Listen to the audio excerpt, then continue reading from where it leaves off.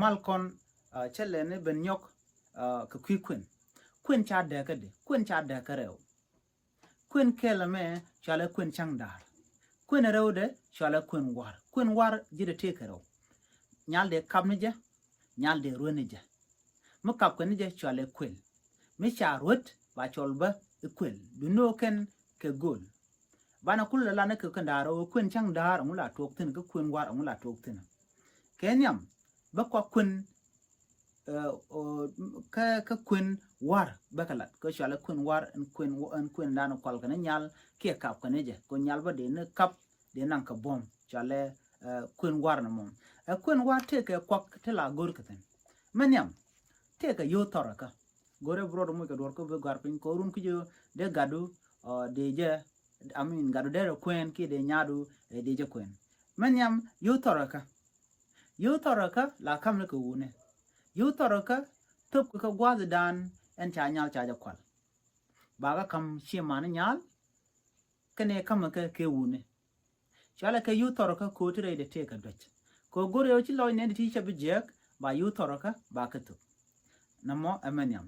te ka yo tika la ka tu ko gwaza dan cha nyal cha ja kwal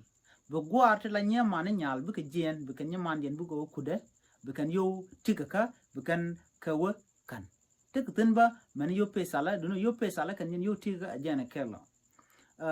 te ka yo garok gwaza dan an lat ke pe gok tin tup ke kitin kwan kanyal ba yo garok ba ka gorba ba ka tup kan yo to la kam ne ko wuna ba te ka yo chang lo gwaza dan lo ko luktin ba yo ba ka tuba ta toba la ka tup ke an gwasa mo te ka yo la tup ka la yo kul mandine la ka tup ka ba gwa da dana lat ke rach la je ching ke la je ne an gwa dana che dor che gwa ga je ba yo kul mandine ba ka tup la ka lat ka pinkun te ka je lo gwa da dana lat ka luk ba je ba ka yo to ba la kam na ka gwandine ken yo je lo te ka yo ko ken de chale yo nang hok ching yo to man nang ko ching la kam na ka gwa kan gwar kan yoro la ka je kan yo na ok chang yoro kon la je ke ala yu diene a gwata dan en pat ke loch yang kan ne pat ba yu loch yang ba ka gor angoda nang nok ba yu to ba ken yu nang ok ba ka kam gwar ya mu gor ko yat ke loch pin be diene be kan yu pod lo je to be ken ka tech ko ba kam ke makan yu loch makan ka top ke gwata dan pat ke loitin shi kuën na mo she bo woniam da to bo de na dak bo an gomi na me kuën war an man chi kona lat gwalun ko de kona ngach man da dien kuën chang dar ngo betina ngo gwatina gwejo to de kon gwe ka do dan de kon gwejan man bala de kuën chang dar kuën mo gwa du no re de te ka tung wanti teten ate la yudun kona tup ke kwak kon tup ke la ka rear keten aman yam jene yut la gor ke kuën chang dar te ka yut chale yu noka la ka tup ke la kam na ka gwar te ka yu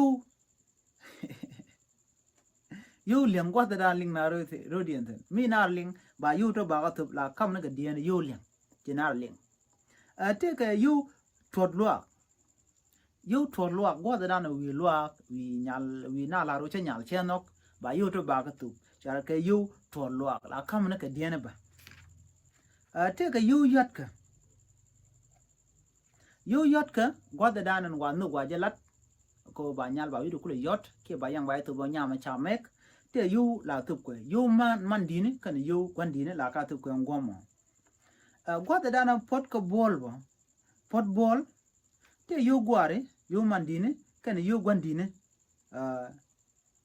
te la tup ko ba an gwaza to makan ka to ba cha gwa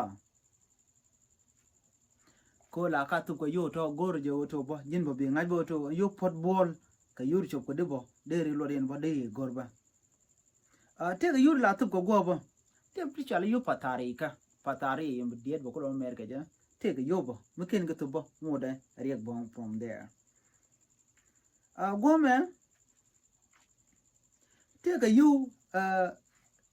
nama talwa yu talwa ala yu shir de laro shirka yu atla tubka jin mi ci nyal ci lar bi kuën ka changder ka cho kana kan ni kuën ka changder te yu la gorka an gomana kan yu to shal ka yu talwa la gura ba ka tup ka kwi ko to ci kuën je to ka changder ka shalo gurlo shilo kuën ka war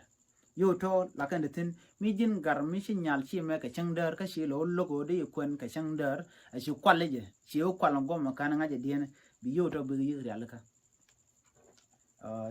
de wu changa changder ka bi lo dagarun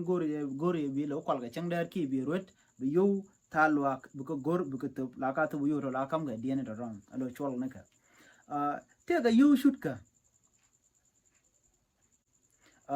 min nyam la nyaman la nyiman nyal mukana kuën ka cha nyiman cha gore ba kuën ala gure